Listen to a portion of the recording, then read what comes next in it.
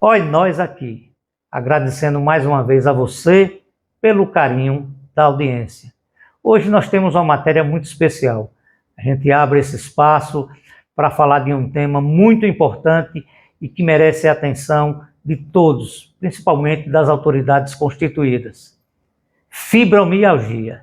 E para falar sobre esse tema tão importante, a gente recebe no estúdio do NAPEIA a enfermeira Flávia Suelane, presidente da Associação Sergipana de Fibromialgia e Doenças Correlatas. É isso?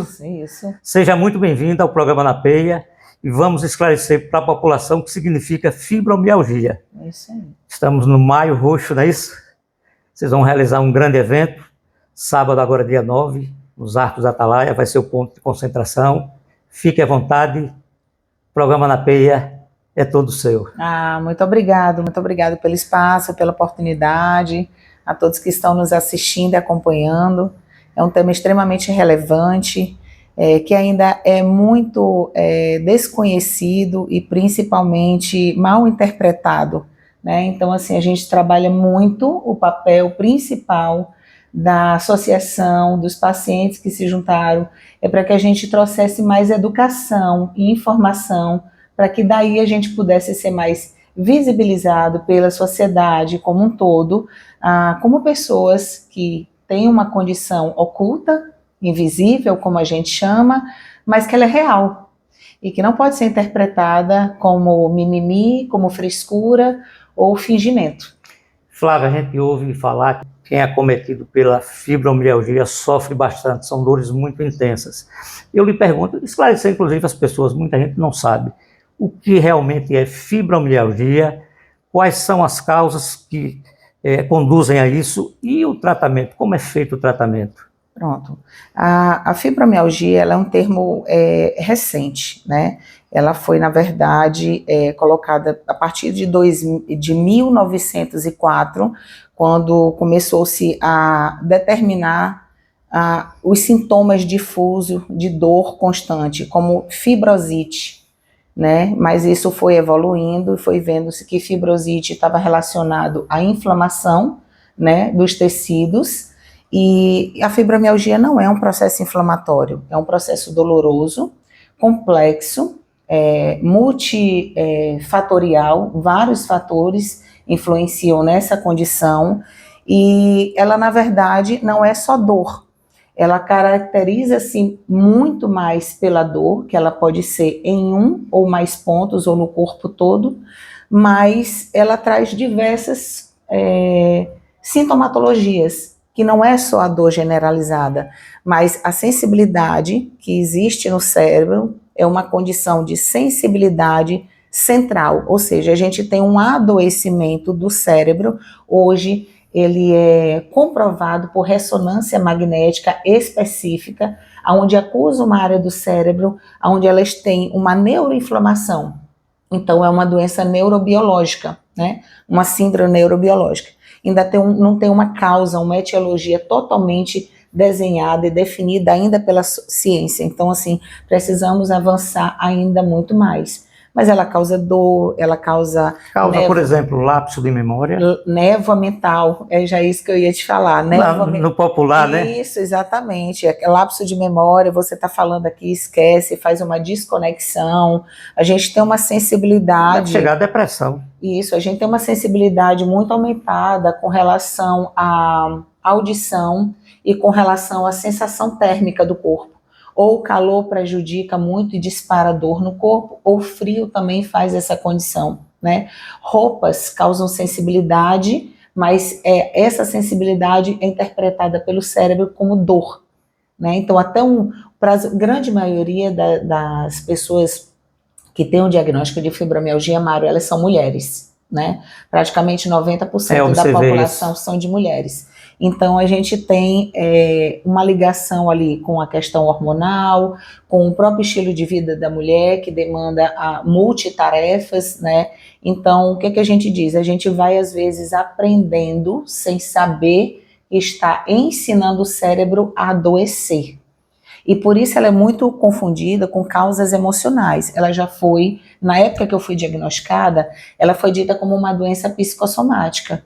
Isso era, de uma certa forma, muito estigmatizante. E ela ainda permanece no conhecimento da grande maioria das pessoas e dos profissionais, né, como uma doença psicossomática. Você foi diagnosticada e isso a fortaleceu para que você cuidasse cada vez mais dessa questão. Com e certeza. se empenhasse, criando a associação, foi isso? Foi bem difícil para mim, porque eu já sou profissional da área da saúde e foi algo que me pegou de muita surpresa.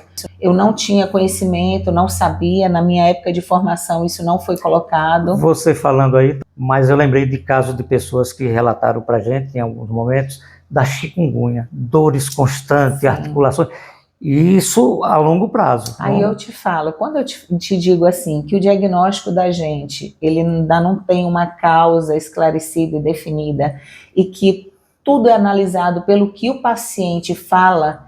Você, quando compara com a chikungunya, você sabe o que causou a chikungunya, você sabe como você adquiriu a chikungunya, então você entende por que você está sentindo aquela dor crônica, né, que a chikungunya traz. Você falando aí, eu viajando aqui, eu tive um caso aqui pertinho. Isso. A Covid longa, ela traz essa resposta de dor crônica. Dor crônica é um diagnóstico. Moleza no corpo, falta de vontade para qualquer atividade. As pessoas acreditam, né, que quem teve a Covid longa, quem teve a chikungunya, acabou tendo essa dor crônica. Mas as pessoas que têm fibromialgia não são acreditadas na sua dor, porque os exames são feitos, não existe marcador biológico, não existe um exame de sangue e imagem que comprove isso. Tá tudo beleza, quando na verdade exatamente. Não está, né? Então, duas situações muito complexas nesse lugar. Ou você dá um super diagnóstico, porque não está bem preparado profissionalmente para avaliar o paciente e dizer que tipo de dor e de onde ela está vindo, e diz, é fibromialgia. Ou você demora muito tempo para entender que o processo de dor daquela pessoa é uma dor crônica e que ela desemboca dentro da fibromialgia. Então, hoje a gente não tem ainda um esclarecimento, uma qualificação, uma formação e uma capacitação ainda eficiente dos profissionais a nível nacional. Tá? A gente está falando só de Sergipe, não. Tem casos e casos que a gente vê em estados evoluindo mais nessa questão, mas é um problema de saúde pública. Você falou em saúde pública. Existem políticas públicas diretamente voltadas para essa questão da fibromialgia? Infelizmente, não. Então, aqui vai o alerta para as autoridades municipais, estaduais e federais. É preciso que haja investimentos, né? Se fala tanto em ciência e tecnologia, em avanço, para que se chegue, educação, para que se chegue a esse denominador comum. Afinal, as pessoas estão sofrendo. Falar em pessoas sofrendo, você tem noção do número de pessoas que são acometidas pela fibromialgia?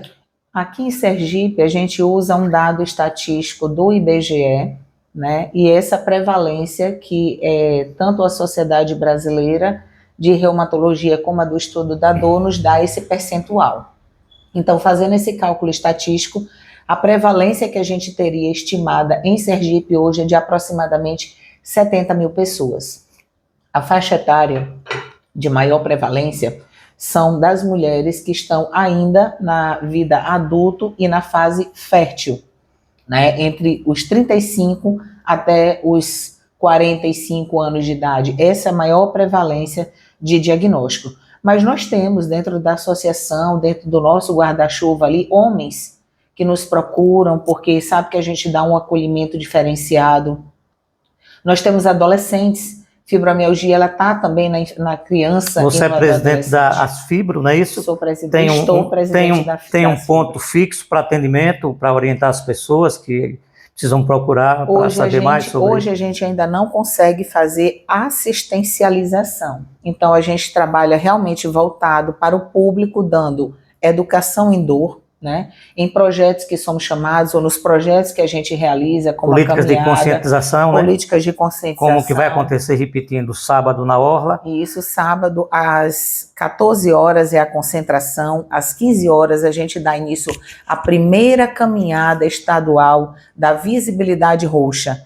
A gente clama que a pauta, né, sobre a fibromialgia, sobre as pessoas com essa dor crônica, elas não sejam mais só utilizadas para visibilidade das pessoas que querem falar a respeito, mas que elas assumam compromisso com esses pacientes, que quando a gente permite essa visibilidade, quando a gente vai em busca disso, através de um político, através de uma secretaria do poder público, que quando se apaguem as luzes, sabe, a gente não seja novamente esquecidos. Isso porque, mesmo. infelizmente, é o que acontece na grande maioria do nosso país, e a gente não consegue dar continuidade à conversa, ao diálogo, para que, de fato, as pessoas estejam um retorno. Porque ouvir falar sobre fibromialgia é necessário, a educação é necessária, mas não dá para a gente tratar o Maio Roxo só como um local onde você abre uma unidade ali, senta os pacientes, fala e vai embora. Isso não é entregar política pública.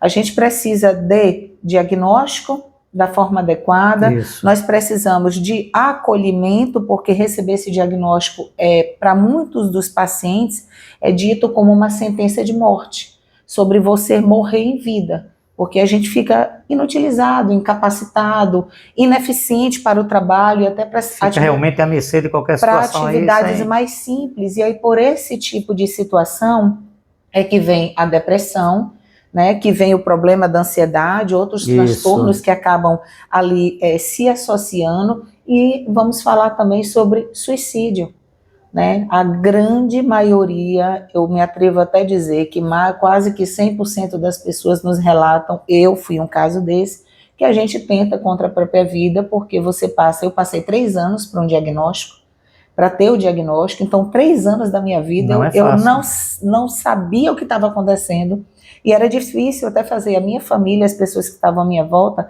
acreditar, porque a gente faz todos os exames, eu percorri mais de 20 especialistas, sabe, para poder ter um diagnóstico. Então é desesperador, você não sabe mais o que fazer, como agir. Enquanto isso, você perde seu financeiro, seu lado mãe, seu lado esposa, mulher, né? Recreação, tudo. Recreação, tudo, né? Então é responsabilidade nossa, e a gente assume esse compromisso com você e com todas as pessoas em causas similares, de cobrarmos ações efetivas do poder público.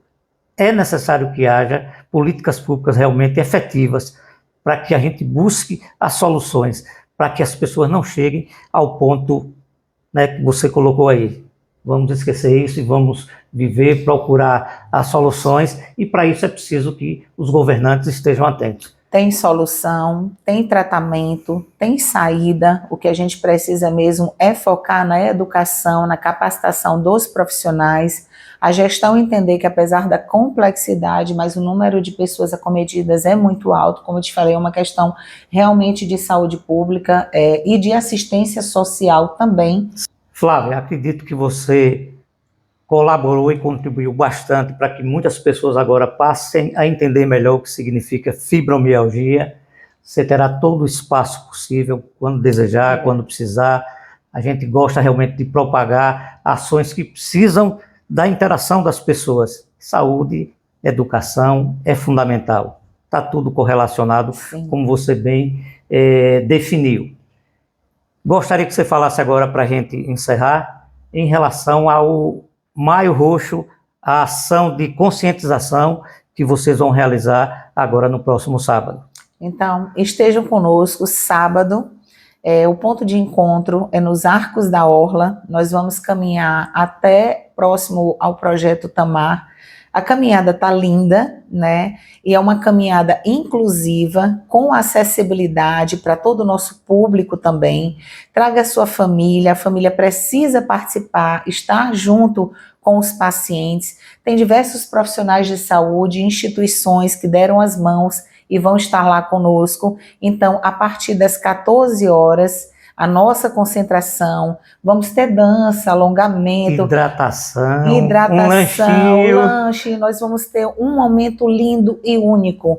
Nós vamos fazer uma soltura de balões simbólico, balões roxos para marcar, né, essa caminhada como a primeira de muitas.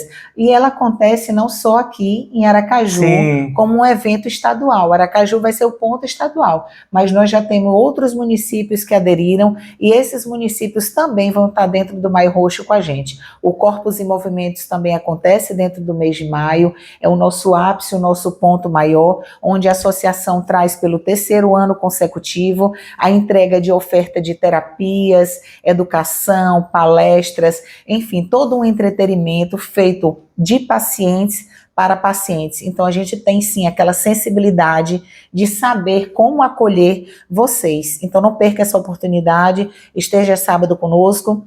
E outra coisa, eu vou deixar aqui uma mensagem, posso? Fique à vontade. A nossa dor é invisível, mas os direitos que nós temos não são. Eles são reais e eles precisam sair do papel. E é o que a gente torce, e é o que a gente vai buscar firmar cada vez mais essa parceria para que isso aconteça. Obrigado, Flávia, muito esclarecedora, muito simpática, de uma forma assim muito simples e direta, e é importante que a gente esteja trabalhando esse tema para as pessoas se conscientizarem.